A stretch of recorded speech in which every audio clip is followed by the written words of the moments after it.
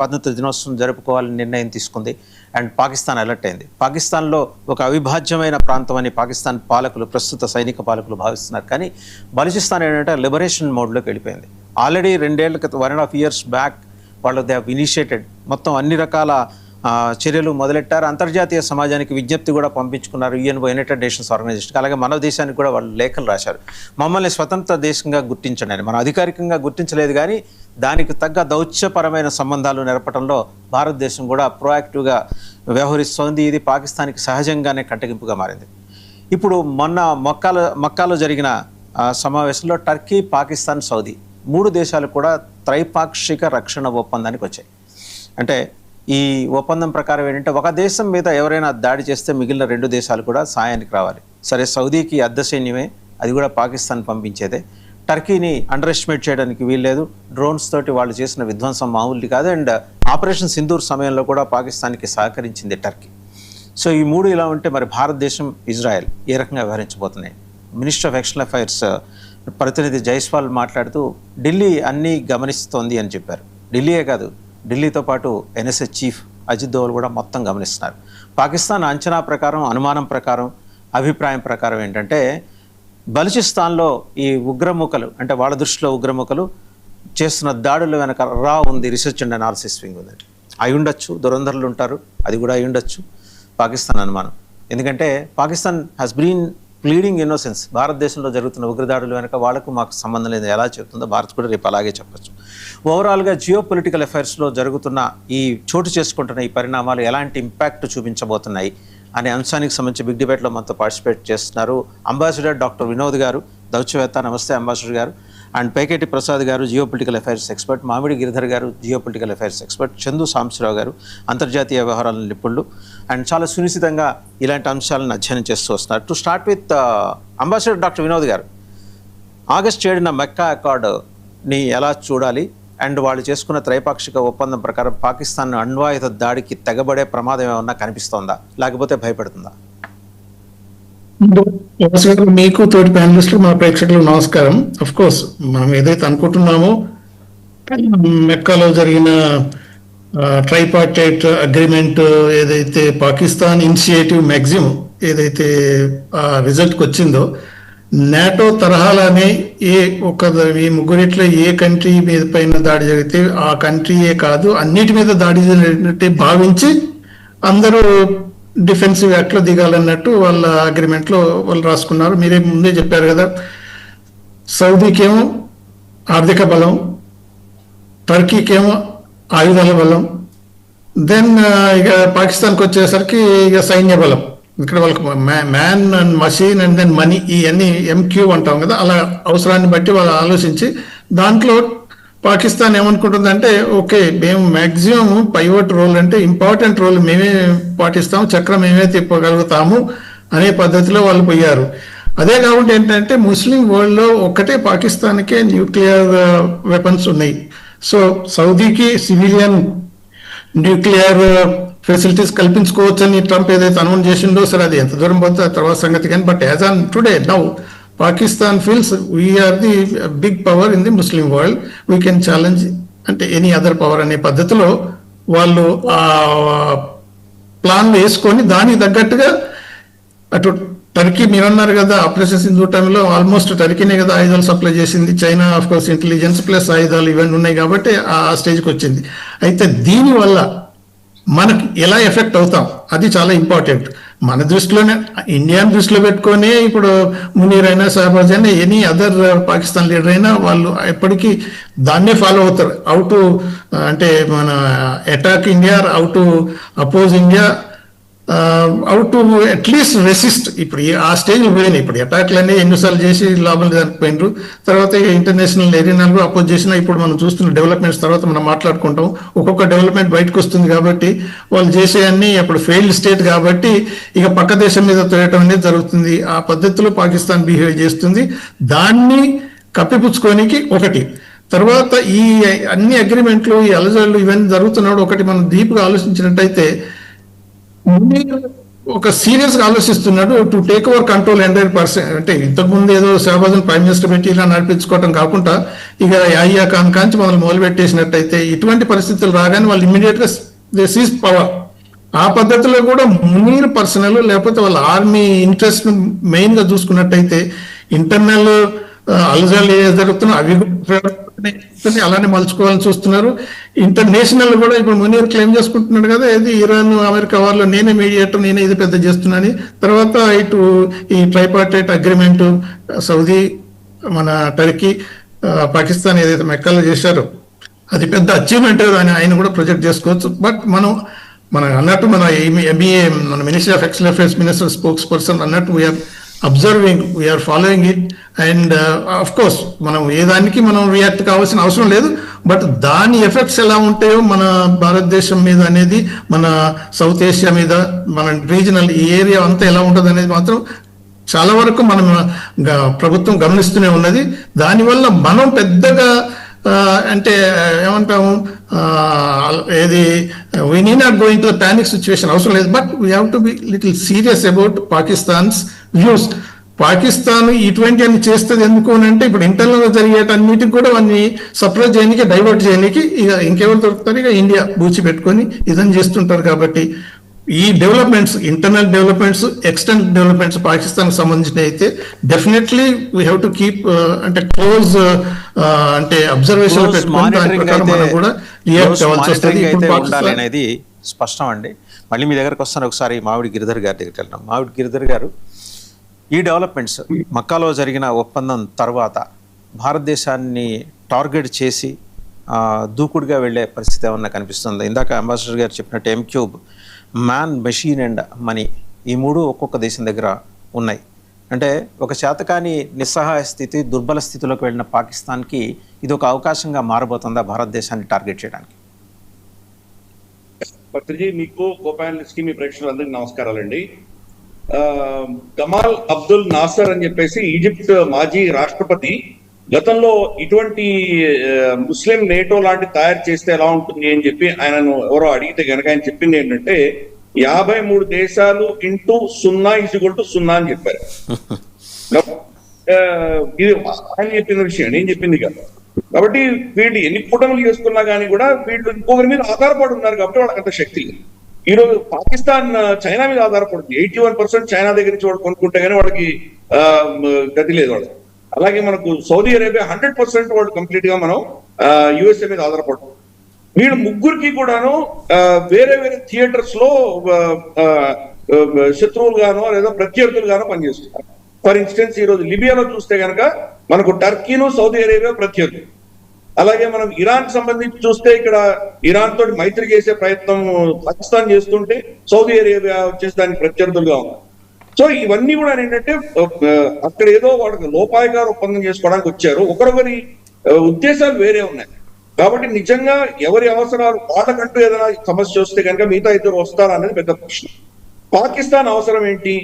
First పైసలు కావాలి. వాళ్ళు పైసలు లేని వాళ్ళు చాలా అష్ట కష్టాల్లో ఉన్నారు. కాబట్టి ఈ కూటమి వల్ల అందరి దగ్గర పైసలు అడుగుతారు. ఫస్ట్ అడిగేది అది పైసలు. రెండవది భారతదేశంతో వాళ్ళు ఏమైనా చేయడానికి కావాల్సినటువంటి ఒక సహాయం కోరుకుంటారు. 2 అంశాలే వాళ్ళకి కావాలి. పాకిస్తాన్ మన మీద అతి త్వరలో యుద్ధం చేయబోతోంది. యుద్ధం చేసి తీరాలి, వాళ్ళకి ఆప్షనే లేదు. మనం చూస్తే కనుక మనకు అసీం మునీర్ కి సంబంధించి మన 3 అంశాలు ఈ రోజు పాకిస్తాన్ లో మనకు స్పష్టంగా కనిపిస్తున్నాయి. మొట్టమొదటి అంశం ఏంటి? వాళ్ళ అంతర్గతమైనటువంటి సమస్యలు. బలూచిస్తాన్ కావచ్చు, మనకు ఖైబర్ పఖ్తూన్ఖ్వా కావచ్చు, POJK కావచ్చు, లేదా వాళ్ళ అంతర్గతమైనటువంటి వాళ్ళ ఆర్థిక సమస్యలు, ఆర్థిక వ్యవస్థ అంతా కుప్పకూడడం. వాళ్ళ మనకు ఇంటర్నల్ మినిస్టరే చాలా క్లియర్ గా చెప్పాడు, సిస్టమ్ అంతా కొలాప్స్ అయింది అని చెప్పాడు. కాబట్టి ఈ పరిస్థితులలో అంతర్గతమైన సమస్యలకు వాళ్ళకు ఉన్నటువంటి ఏకైక స్టాండర్డ్ ఆపరేటింగ్ ప్రొసీజర్ బాహ్య శత్రువుని ఎదుర్కోవడం. కాబట్టి భారతదేశం మీద అటాక్ చేసి తీరదు. రెండవది, చరిత్రలో మనం చూసాం, వాళ్ళు ఎప్పుడెప్పుడు అమెరికాకి దగ్గర అవుతారో అప్పుడు మన మీద దాడి చేస్తారు. కాబట్టి ఇది కూడా ఇప్పుడు మనకు కలిసి వచ్చింది వాళ్ళకు. మూడవది, ఈ కూటమి ఒకటి తయారైంది కాబట్టి ఈ 3 అంశాలు వాళ్ళకు ఉన్నాయి కాబట్టి మన మీద దాడి చేసి తీరుతారు. ఇది పాకిస్తాన్ యొక్క ఆలోచన. మరి సౌదీ అరేబియా ఆలోచన ఏంటి? వాళ్ళకి ఈ రోజు యమన్ లో ఉన్నటువంటి హౌతీలు వాళ్ళ షిప్పులను కొనికుండా ఆపేశారు. దాని నుంచి వాళ్ళకు నిష్పత్తి కావాలి. అది వాళ్ళకు ఉన్నటువంటి ఫస్ట్ సమస్య. అమెరికా వాళ్ళకి సహాయం చేసే పరిస్థితిలో లేదు. అమెరికా దగ్గరే మనకు ఇంటర్సెప్టర్స్ కానీ వాళ్ళ దగ్గర అటాక్ చేసేటువంటి అస్త్రాలు అయిపోయినాయి, ఖర్చు అయిపోయినాయి. ఇన్ఫాక్ట్ యుద్ధం ఆపడానికి అదే కారణం, అంతకు మించి ఇంకేమీ లేదు. కేబినెట్ మీటింగ్ లో వచ్చేసి పీట్ హెగ్సెట్ మీద బాగా విరుచుకుపడ్డాడు డొనాల్డ్ ట్రంప్ అని మనకు తెలుస్తోంది. అందరూ బ్లేమ్ గేమ్ మొదలైంది. ఇప్పుడు నువ్వు నాకు చెప్పాను, నన్ను మభ్య పెట్టావు, నువ్వు నాకు తప్పు ఇన్ఫర్మేషన్ ఇచ్చావని డొనాల్డ్ ట్రంప్ అంటే, పీట్ హెగ్సెట్ నాకు తెలియదు, నాకు కింద జూనియర్ వాడు నాకు తప్పిచ్చాడని ఆయన అంటే, ఇలా వాళ్ళందరూ బ్లేమ్ గేమ్ లో ఇరుక్కున్నారు. ఇన్ఫాక్ట్ ఈవెన్ ఇజ్రాయెల్ లో కూడా వాళ్ళ మొసాడ్ లో ఉన్నటువంటి ఒక కీలకమైన ఆఫీసర్ ని వాళ్ళు సస్పెండ్ చేశారు. ఎందుకు? అసలు ఈ రెజ్యూమ్ చేంజ్ 24 గంటలు అయిపోతుంది మీరు చెప్పారు, మీరు మమ్మల్ని నమ్మి మేము ఇద్దరు దిగాము, ఇది తప్పని తేలింది కాబట్టి నువ్వు చాలా తప్పు చేసావని. సో బ్లేమ్ గేమ్స్ మొదలైనాయి ఇక్కడంతా కూడా. సో సౌదీ అరేబియా యొక్క ముఖ్య ఉద్దేశం యమనీస్, హౌతీలకు వ్యతిరేకంగా వీళ్ళందరూ వస్తారన్నటువంటి ఆశ. రెండు, ఇజ్రాయెల్ తో ఈ రోజు దాకా వాళ్ళు అబ్రాహామిక్ అకార్డ్స్ చేసుకోలేదు. అబ్రాహామిక్ అకార్డ్స్ చేసుకోలేదు కాబట్టి ఎప్పుడైనా ఇజ్రాయెల్ వాళ్ళ మీద ఏమైనా యాక్షన్ తీసుకుంటుందేమో భయం వాళ్ళలో ఉంది. ఎందుకంటే ఖతార్ లో హమాస్ ఆపరేటివ్స్ వాళ్ళు మధ్యవర్తిత్వం చేసి చర్చలు చేయడానికి హమాస్ ఆపరేటివ్స్ ఖతార్ పెడితే ఇజ్రాయెల్ అక్కడ ఖతార్ లో వాళ్ళని చంపింది. కాబట్టి అటువంటి పరిస్థితి వాళ్ళలో కూడా జరగచ్చు. ఫర్ ఇన్స్టెన్స్ ఇరాన్ లో ఎలాగైతే మనకు అలీ మొహమ్మద్ ఖమేనీ చంపేశారు వాళ్ళ లీడర్ని చంపినట్టు, నేతృత్వాన్ని వైపౌట్ చేసినట్టు ఈ మనకు ఎంబీఎస్ వీళ్ళ కుటుంబాన్ని వైపౌట్ చేసినా ఆశ్చర్యపడక్కర్లేదు. ఇజ్రాయెల్ ఒకవేళ అటువంటి నిర్ణయం తీసుకుంటే వీళ్ళకి ప్రమాదం ఉంది. అంటే అంత గిరిధర్ గారు, అంత కఠినమైన నిర్ణయానికి ఇజ్రాయెల్ వచ్చే అవకాశం ఉందా? అంటే ఎంబీఎస్ ని ఎలిమినేట్ చేద్దాం ఫిజికల్ గా అనే ఆలోచన చేసే అవకాశం ఉందా? ఈ రోజు లేదు, రేపు రావచ్చు, మనకు తెలియదు. అందుకని అబ్రహాం అకార్డ్ లేదు కాబట్టి ఇజ్రాయెల్ కి అందరూ ఎవ్రీబడి ఇదికే, వాళ్ళతో కలిసి వచ్చిన వాళ్ళతో సరే, కలిసి రాని వాళ్ళని వాళ్ళు మట్టు పట్టిస్తారు. 8 దేశాలను సర్వనాశనం చేశారు వాళ్ళు. Libya, Egypt, Lebanon, Syria, Ethiopia, మనకు ఈరోజు ఇరాన్, ఇలా మొత్తం ఆల్మోస్ట్ 7-8 దేశాలను నాశనం చేసుకుంటూ పెడుతున్నారు. ఆల్రెడీ ఈ ఎన్నికల్లో చర్చ ఇరాన్ మీద చర్చ లేదు, టర్కీ మీద చర్చ ఉంది. నెక్స్ట్ టార్గెట్ టర్కీ అంటున్నారు. ఇప్పుడు బెంజమిన్ నెతన్యాహు ఓడిపోతే కనుక రాబోయేటువంటి ప్రధానమంత్రి నఫ్తాలి బెనెట్ ఆల్రెడీ టర్కీని టార్గెట్ చేస్తున్నారు. కాబట్టి ఈ గేమ్ లో సౌదీ అరేబియా వాళ్ళకి మిత్ర దేశం ఏం కాదు, సౌదీ అరేబియా కూడా టార్గెట్ చేసినా ఆశ్చర్యపడక్కర్లేదు. ఈ భయం వాళ్ళలో ఉంది, చేస్తారా లేదా అని నేను చెప్పట్లేదు. మన సౌదీ కుటుంబంలో ఈ భయం ఉంది.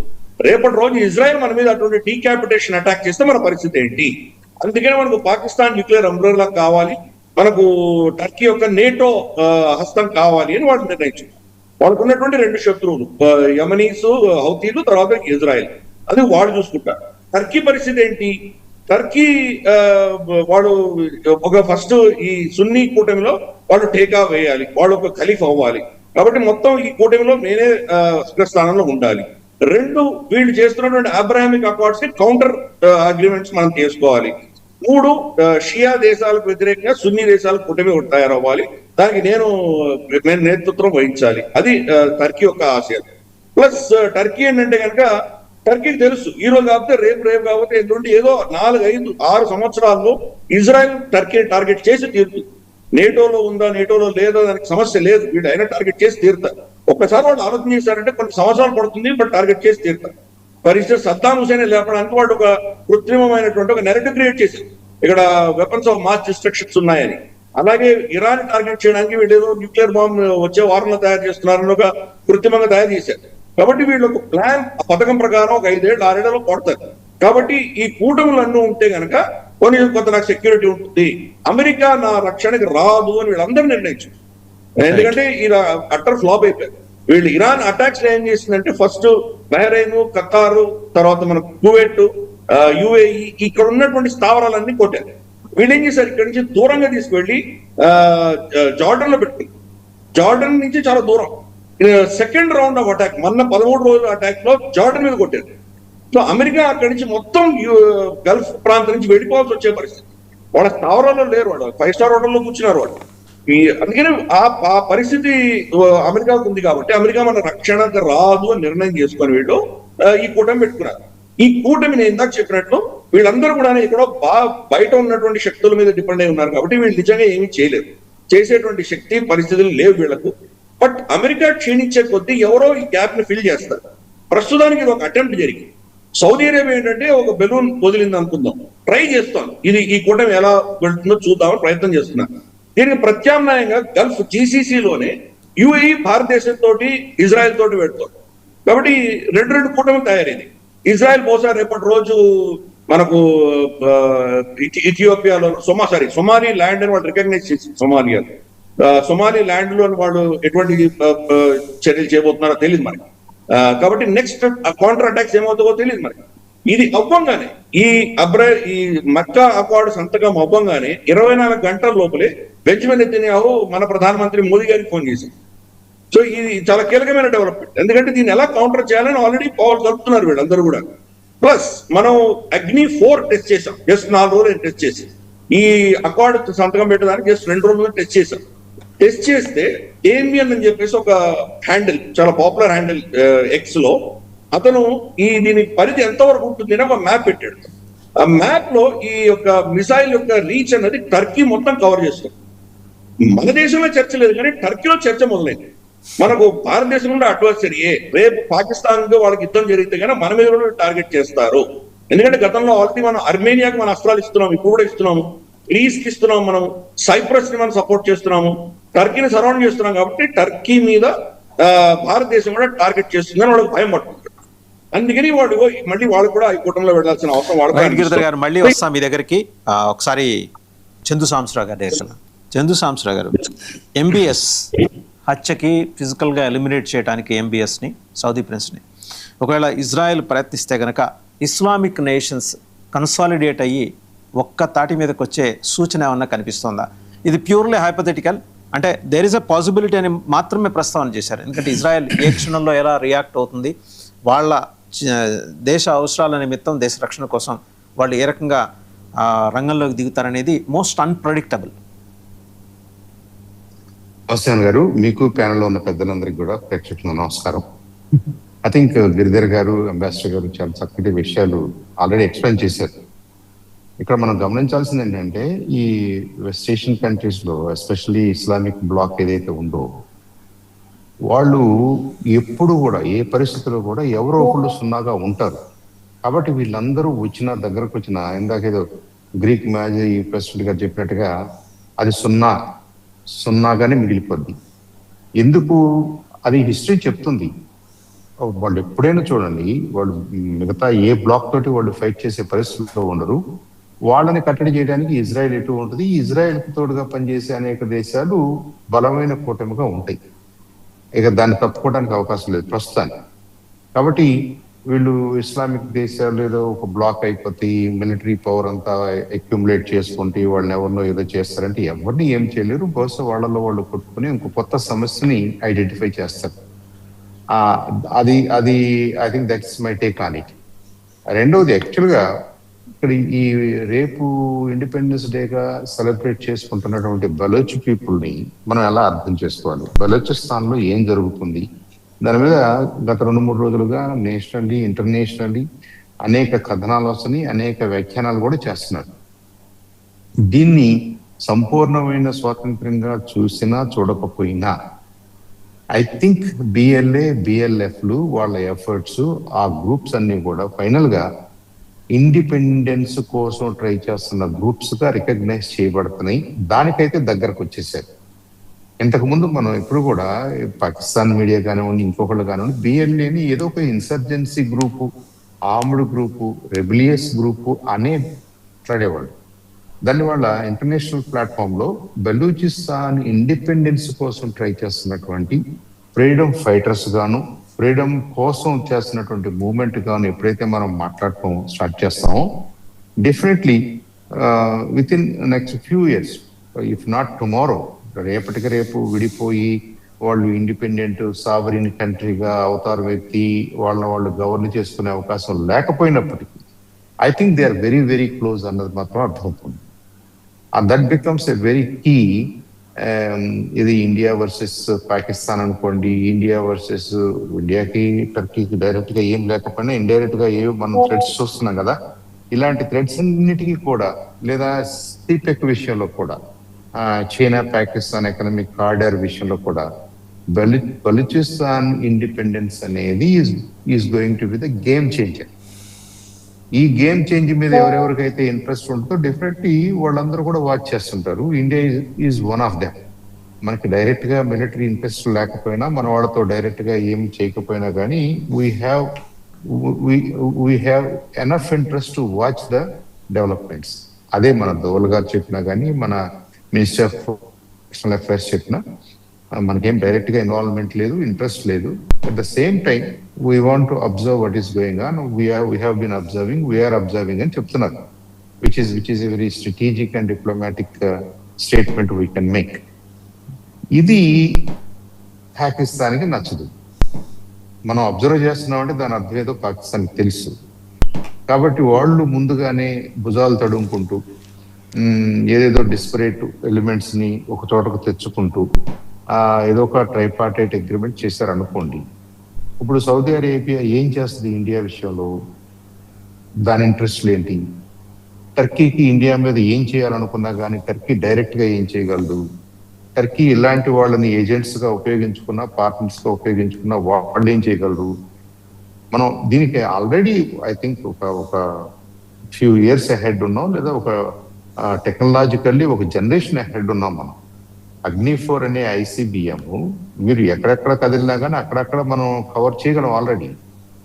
We can cover parts of China, parts of Russia, parts of entire west ని, ఇది వెస్ట్ ఏషియాని, తర్వాత టర్కీ లాంటి బోర్డర్ కంట్రీస్ ని, వీటన్నిటిని మనం కవర్ చేయగలం ఆల్రెడీ. అంత నోహౌ కానీ, మ్యాన్ పవర్ కానీ, విల్ పవర్ కానీ ఆ కంట్రీస్ లేదండి. కాబట్టి ఇండియా జోలికి వస్తారనేది మనకేం అంత ఇబ్బంది కాదు. కానీ ఈ పిన్ ప్రిక్ వ్యవహారాలు అయితే చేస్తుంటారు. పాకిస్తాన్ లాంటివి ఎప్పుడు కూడా ఏదో మనల్ని గిచ్చి తమాషా చూడాలని చెప్పి అలా గెచ్చకుండా మనం గట్టిగానే ఫేస్ చేయగలం. సో ఈ టూ ఫ్రంట్స్ ఆలోచిస్తే బలూచిస్తాన్ ని పాకిస్తాన్ హోల్డ్ చేయగలిగిన పరిస్థితి దాటిపోయిందేమో, simply because of its geography. ఇప్పుడు 40% ఆఫ్ పాకిస్తాన్ బలూచిస్తాన్ అన్నాం.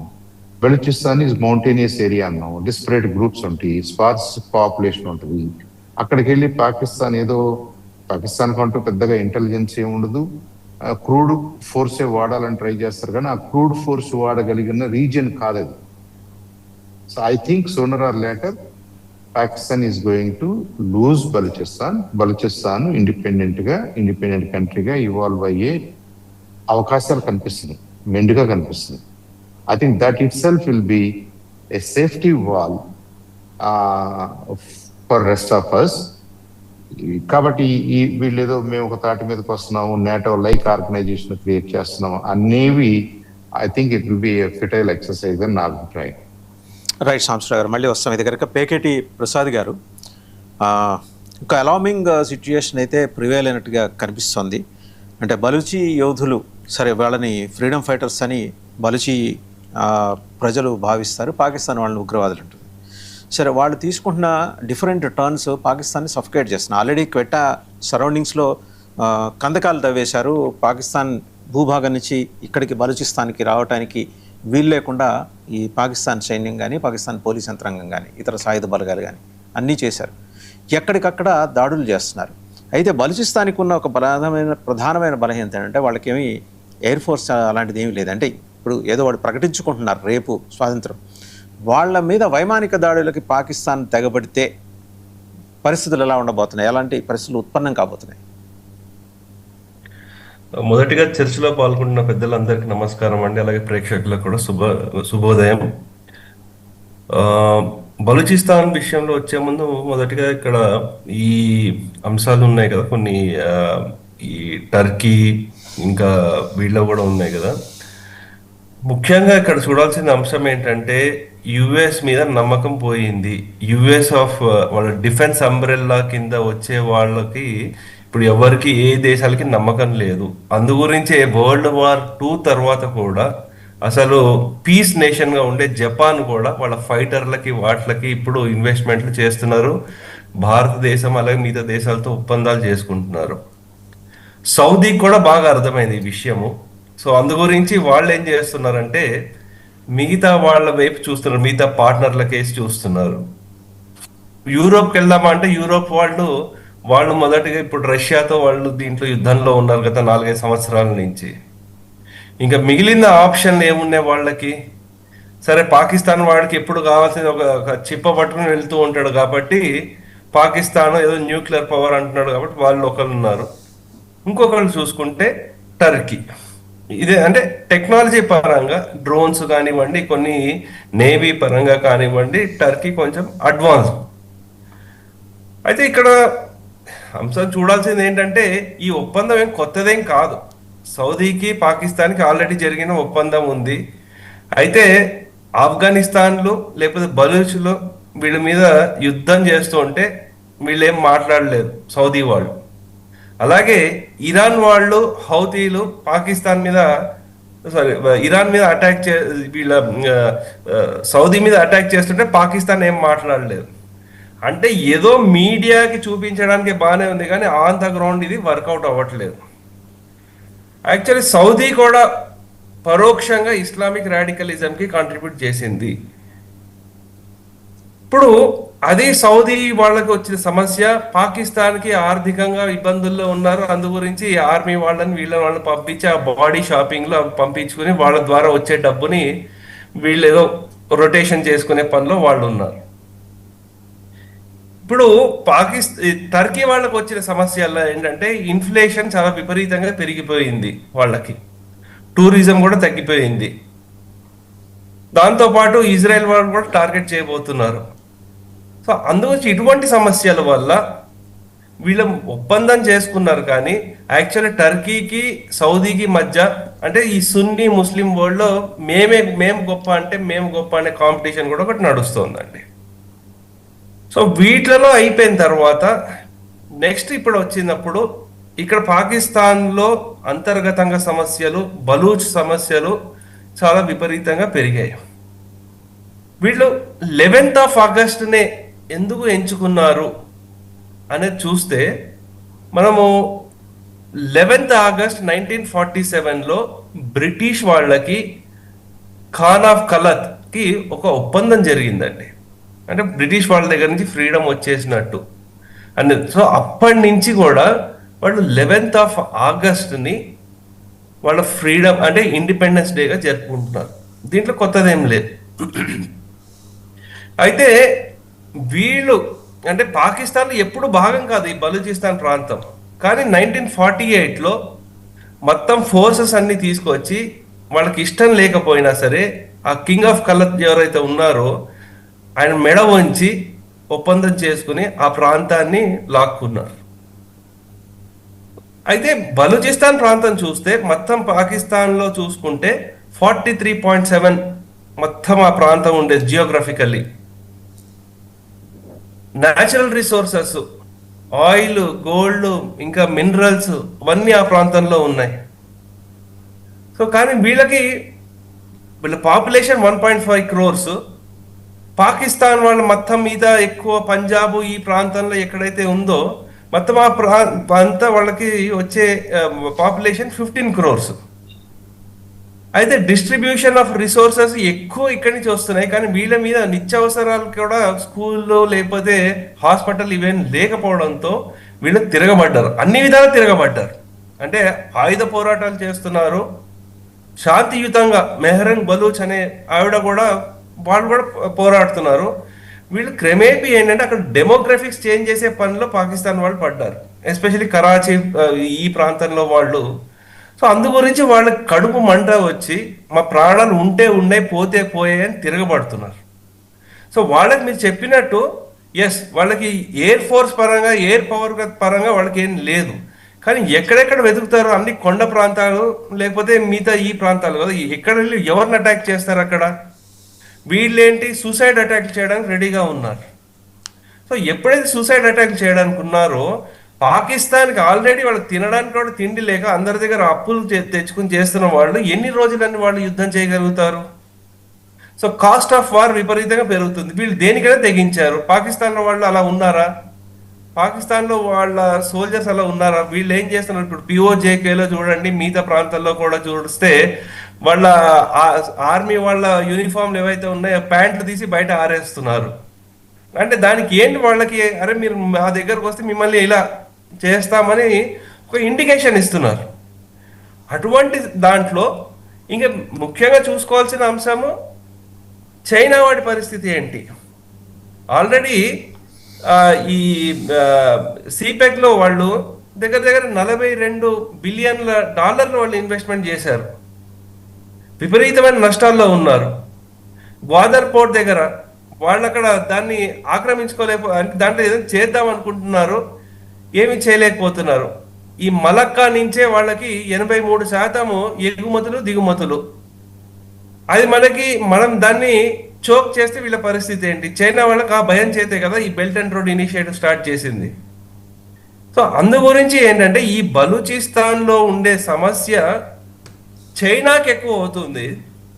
పాకిస్తాన్ వాడు ఇలాగే యుద్ధాలు ఏదో చేసుకుంటూ ఉంటారు, కానీ ఈ తీవ్రతకి మన భారత్ మిగతా దేశాలు ఏవైతే ఉన్నాయో ఆల్రెడీ 2017లో అనుకుంటా మోదీ గారు ఇండిపెండెన్స్ డే స్పీచ్లో ఈ బలూచిస్తాన్ గురించి వారు ప్రస్తావించడం జరిగింది. అంటే మనం డైరెక్ట్గా వాళ్ళకి సపోర్ట్ చేయకపోయినప్పటికీ కూడా వాళ్ళది సాయుధ పోరాటాలు, వాళ్ళకి సంఘీభావం చెప్పడం మాత్రము మనం చేస్తూనే వచ్చాము. ఇంటర్నేషనల్ ఫోరమ్స్ లో కూడా what is your say? Israel భారతదేశం నేరుగా ఒక అంగీకారానికి వచ్చే అవకాశం ఉందా? పరోక్షంగా ఒకరికొకరు సహకరించుకునే సూచన ఏమన్నా కనిపిస్తోందా? అంటే ఇజ్రాయెల్తో వాళ్ళకి they are very clear on their target. Pakistan ఒక టార్గెట్, టర్కీ ఇంకో టార్గెట్ వాళ్ళకి.